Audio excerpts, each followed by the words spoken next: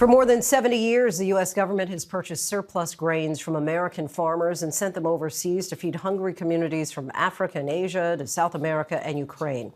The program is called Food for Peace, and in 2022, it provided 4 billion pounds of food to 58 million people. But tonight, all that is in jeopardy after the Trump administration's decision to freeze funding for USAID. Hundreds of millions of dollars and millions of tons of wheat, lentils, and rice are stuck in ports and warehouses across America and around the globe. We're joined now by Kansas farmers Vance and Louise Ehmke. Their farm produces grain that ultimately makes it overseas. Thank you both so much for your time. Vance, let's start with you. Your wheat farm has been in the family since the 1880s. How does it make you feel to know your grain has gone to help people who so desperately needed it overseas?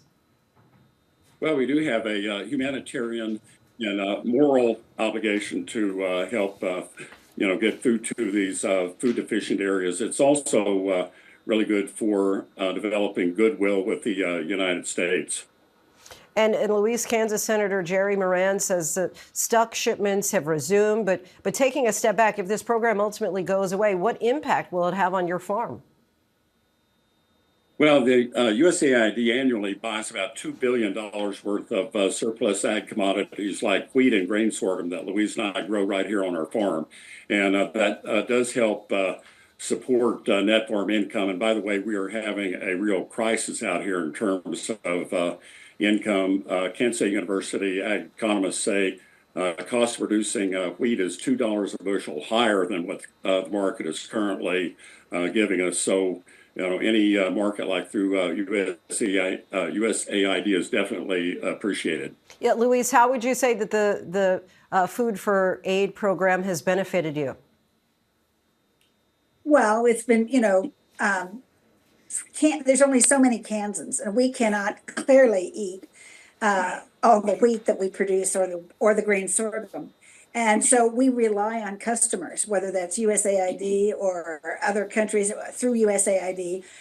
We need customers to buy our product, or we're SOL. I mean, we don't have a market, and it's critical, absolutely critical.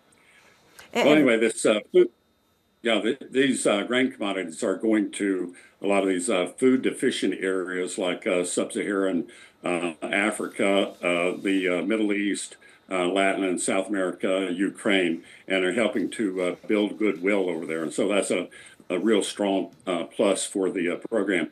But in addition, the USAID funds a lot of research at land-grant universities like K-State.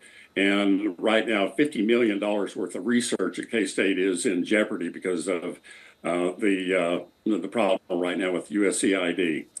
We need that funding for research for our, not just their varieties, whatever research, like we've been in a drought. We need drought-resistant varieties. Farmers can't afford to do their own research. I mean, we don't have the plots, neither do they have the expertise. And Vance, I know that you're a Republican in a community where 85% of voters cast their ballots for President Trump. You have said that you did not vote for him. How is the move to dismantle USAID being received in your community? Well, everybody looks at it from a very practical point of view that, there's a very valuable market that has vanished, and that's going to have a consequence on the Kansas City and Chicago Board of Trade. Louise and Vance Ehmke, we thank you so much for your insight and sharing your time. It was a pleasure. Thank you. Thank you.